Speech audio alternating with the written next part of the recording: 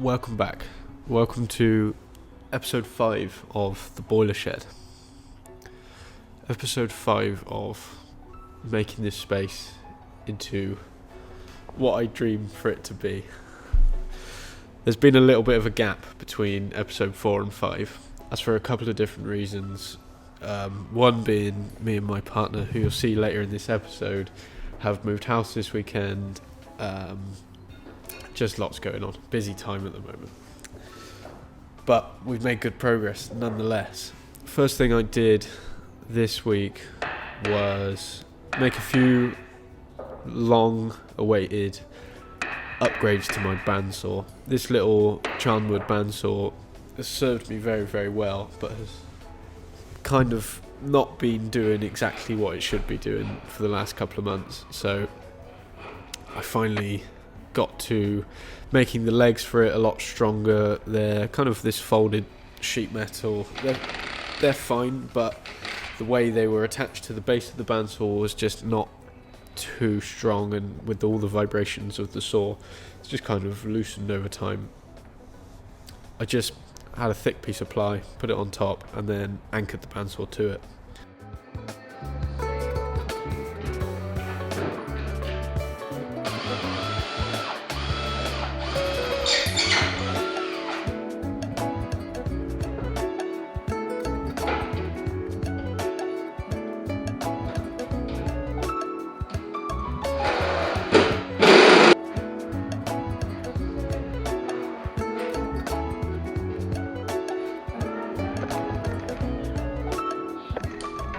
Once it was all together again, it was a really good excuse to set up all the guides and kind of clean it up and give everything a bit of oil and get him all set up again properly.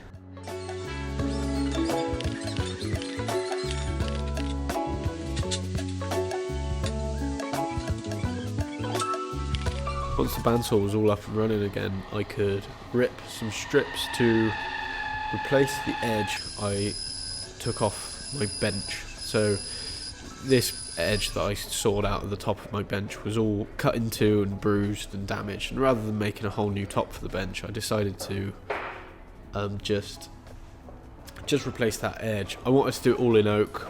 I actually cut too much off, or I needed to cut too much off to do it in oak. I didn't have the width of the boards in stock, so I ended up I had some of the original floor joists I used for the top lying around the workshop.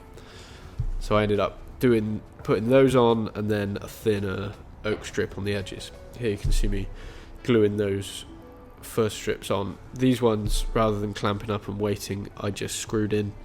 Because of the oak going on top, I didn't mind having the screws there.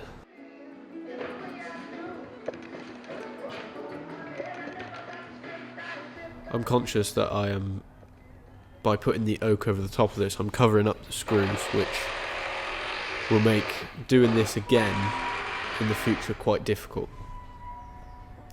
So I just need to take note and kind of remind myself that next time I'll either turn the top around, flip it over, or make a new one when I do this.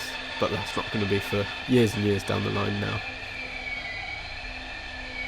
Once I'd ripped the oak up, I could get all my clamps ready and glue him on. Creatures interact and different plants come out, and every summer I just learn so much about. But just being able to appreciate the seasons, and we just actually we bought a greenhouse that we had to disassemble.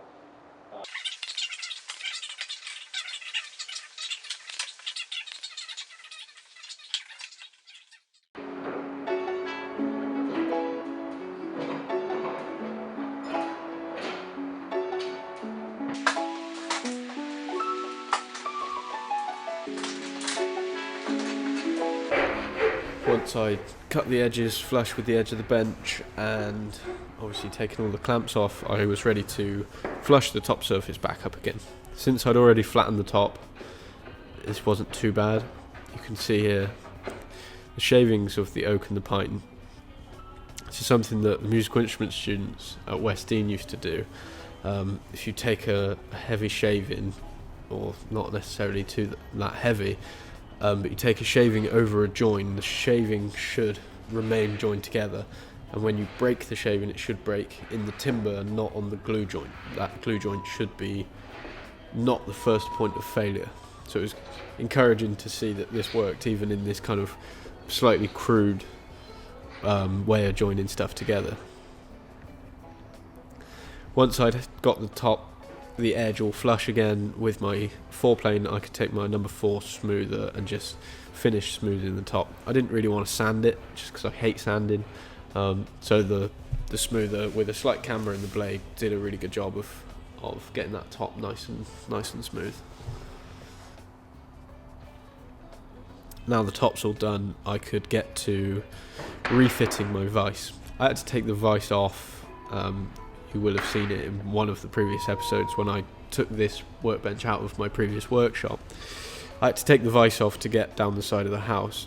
This was a good chance to remount the vise in a bit more sturdy way. It's always been slightly wobbly, mainly because I didn't have the space in the old workshop to turn the bench over.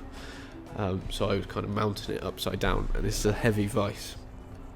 I've been meaning to replace these jaws for a long time, so I was pleased to see them go into the fire.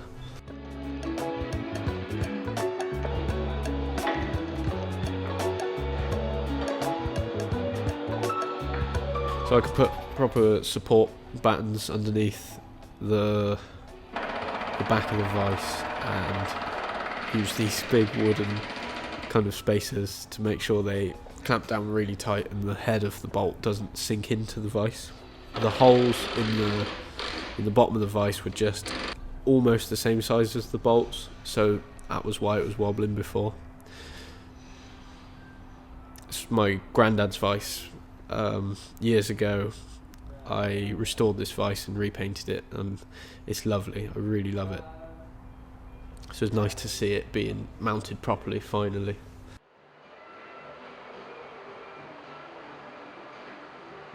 To finish the bench off, I could give it a coat of tung oil. I originally did this bench with linseed oil, hence it was quite yellow before I started planing it. This tung oil is slightly less susceptible to yellowing over time with UV, so it should keep it a little bit more of a natural colour.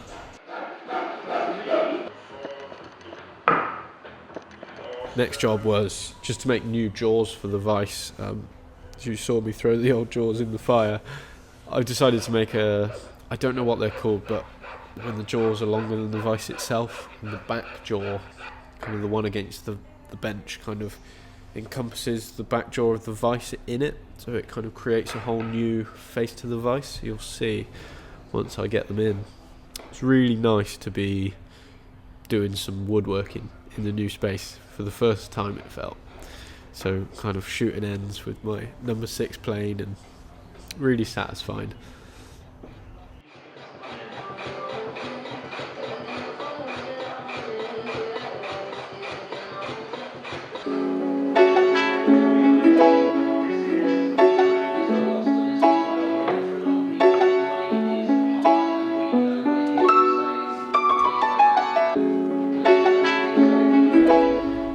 I didn't have timber thick enough to fully cover the vise, so the back jaw is made of 2 boards. You'll see this. So this very back piece gets screwed into the face of the bench and is obviously held stationary.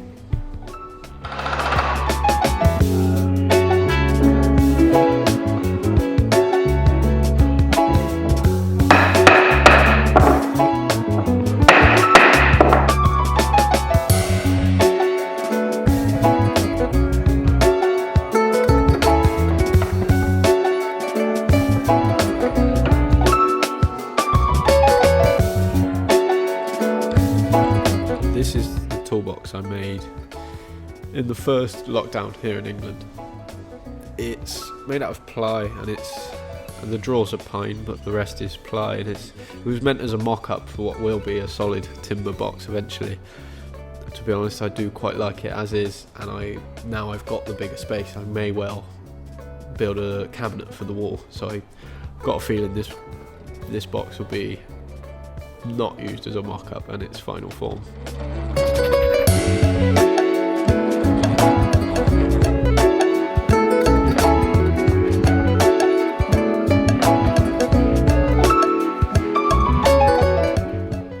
So once the back two jaws are on, I could put the front jaw in the vise, get it in exactly the position I want and cinch it down,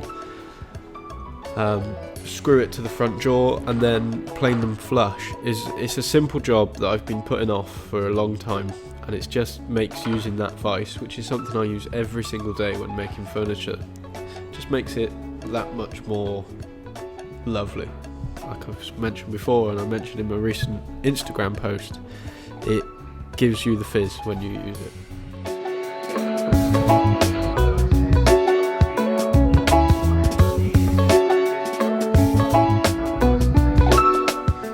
Here you can see the finished new jaws on the bench and the strip of oak.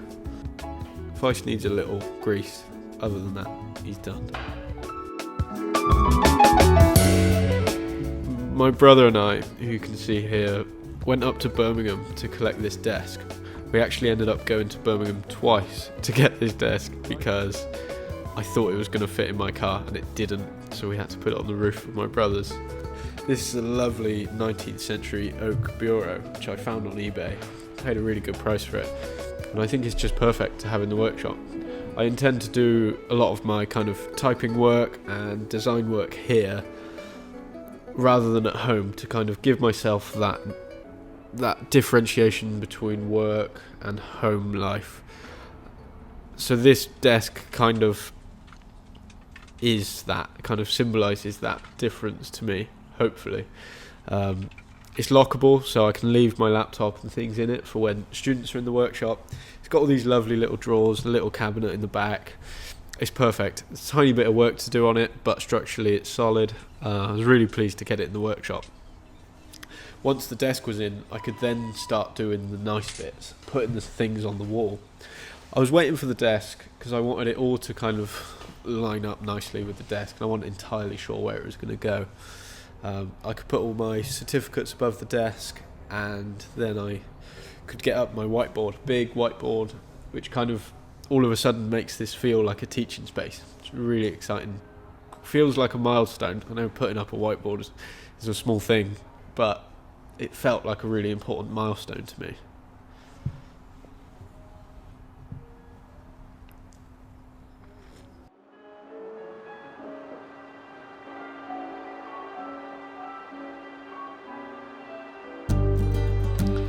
I could then put up a big long bookshelf.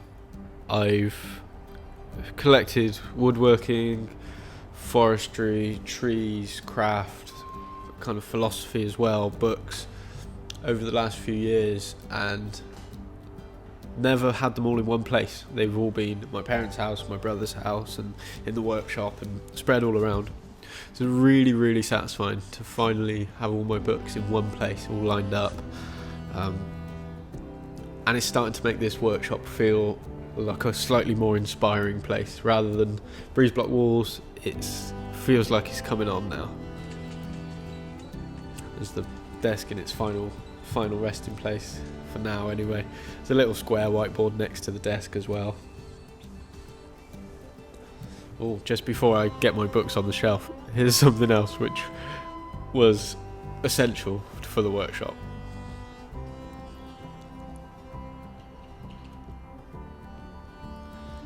Hopefully this is where I'll be recording these narrations and editing the films from in the future.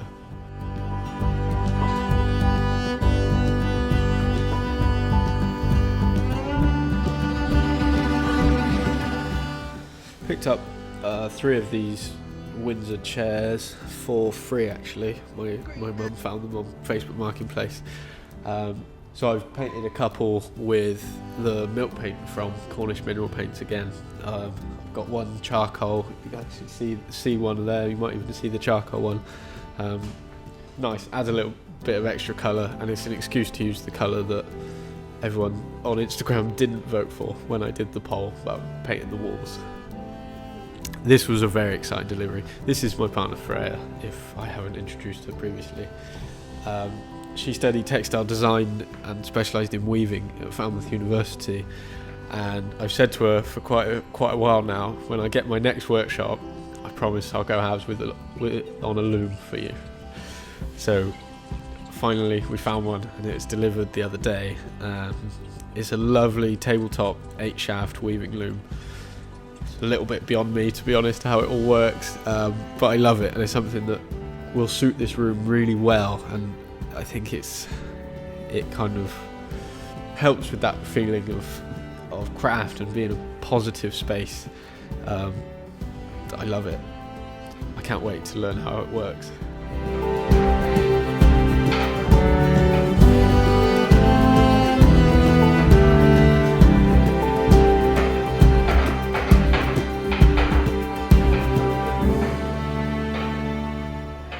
This was one of the most exciting parts of the week. I finally got the keys to next door, to what will be the machine room, so the other half of the workshop. I was dreading this day in some ways and really excited about it in many others. It feels a little bit like starting again. It makes me realise how far we've come, seeing the grey breeze block walls and the concrete floor, and then you kind of pan over to this side of the room and it's all lovely and feels a little warmer.